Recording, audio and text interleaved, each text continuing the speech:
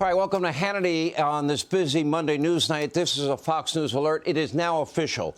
Credible bribery allegations against your president, Joe Biden, have taken on a whole new meaning as of today and tonight. The evidence, frankly, is overwhelming. Joe and Hunter Biden were in business together, and apparently Joe was the centerpiece of his family's get-rich-quick scheme. Now, Hunter admitted last week he was a hardcore addict. This is an important part of the timeline between 2003 and 2019, including, of course, his crack cocaine addiction. But he was not making millions from his expertise when it comes to hard drugs, hookers, prostitutes, you name it.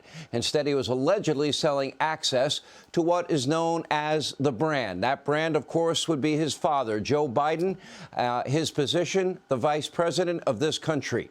New bombshell closed-door testimony today from Hunter Biden's longtime business partner and friend, Devon Archer, was devastating for the Biden family syndicate and the Democrats that support them. In a moment, we're going to take you inside of that hearing with House Oversight Committee Chairman James Comer and House Judiciary Committee Chairman Jim Jordan.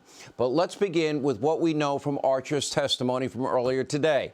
First, Joe Biden's repeated promise that he never had anything to do with his son's business deals. That was an outright lie. Both as a candidate and as a president, Joe Biden also repeatedly lied about, I never talked to my son Hunter, my brother, or anyone else for that matter, about any foreign business deals. A huge lie.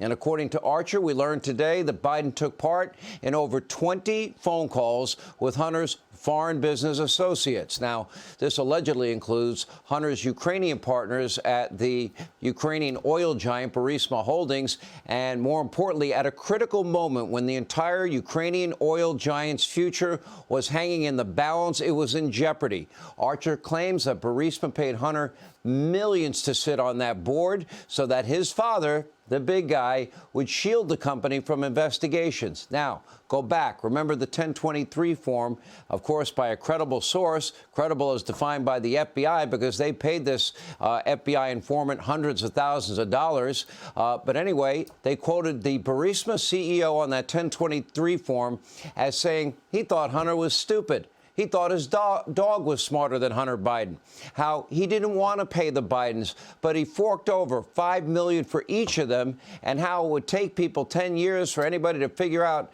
how those payments were made.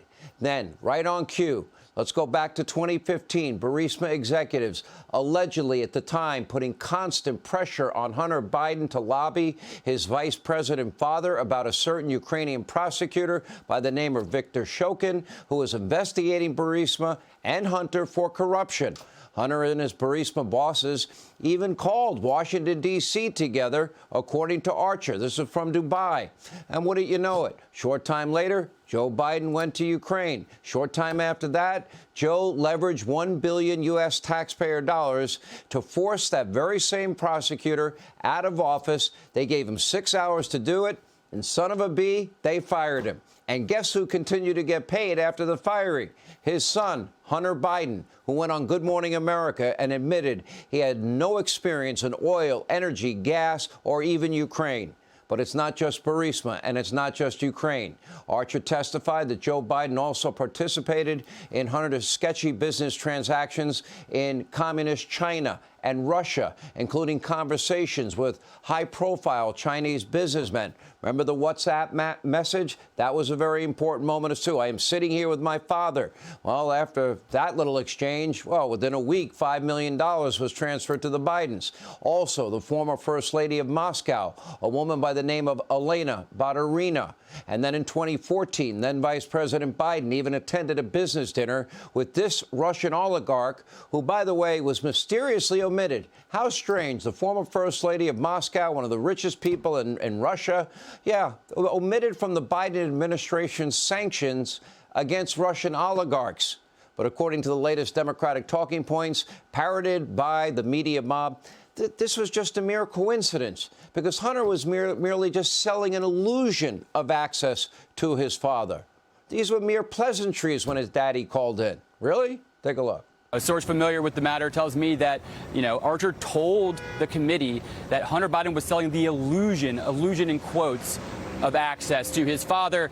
His father not directly implicating President Joe Biden in any of the foreign dealings, but rather saying that Hunter Biden was trying to essentially trick business partners into thinking he could provide access, direct access to his father. Oh, that's right. They now want you to believe that the crack addict, Hunter Biden, was tricking his very smart, sophisticated, cutthroat foreign business partners, I mean, they must be really dumb, into forking over in each country millions and millions of dollars in cash. Or rather, he was just performing an illusion. The White House says this was, much ado about nothing, accusing Republicans of wasting time and resources. But if the last name were Trump, what do you think they'd be talking about every second, every minute, every hour of every day, every week, every month for the next 3 years? After the hearing, a very nervous-looking Democratic congressman, nothing but an apologist for all things Biden, Dan Goldman, the congressman, admitting Joe frequently spoke to his son's business partners. But according to Goldman, they only talked pretty much about, like, the weather. And remember, Joe Biden said repeatedly he never one time talked to his son, his brother, or anybody for that matter about their foreign business dealings. Take a look. You're saying that the speakerphone conversations, they don't seem concerning to you because there was no specifics about business, and it just seemed like they were talking about... It was clear that it was part of the daily conversations that Hunter Biden had with his father, and it was, and sounded like most of the time, now President Biden didn't even know who the people he was at dinner. He was just asked to say hello. And he would, talk about the way he described it several times. They asked over and over and over. He described what the weather was, what's going on your end. Clearly, he talked, whether about the weather or whatever, but he said specifically that he's never talked to them. Doesn't this contradict them? I don't know what his comment is, and if we're gonna, I don't think that's what he said. He never said that he has never spoken to anyone. He said that he had nothing to do with Hunter Biden's business dealings. If he says hello to someone that he sees his son with, is he supposed to say, "Hi, son"? Oh, no, I'm not going to say hello to the other people at the table or the other people on the phone. It's kind of a preposterous premise to think that a father should not say hello to people that the son are at dinner with.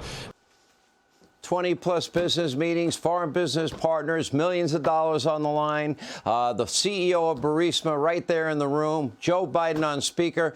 How's the weather in Ukraine?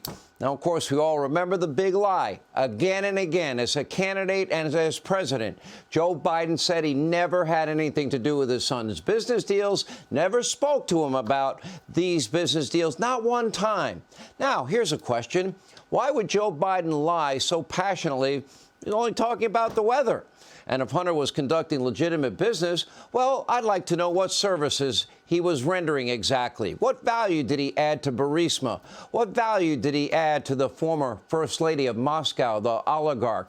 What value did he add to the CEFC executives that he was dealing with, China's big oil company, state-run oil company? It's pretty obvious everything centered around Pops.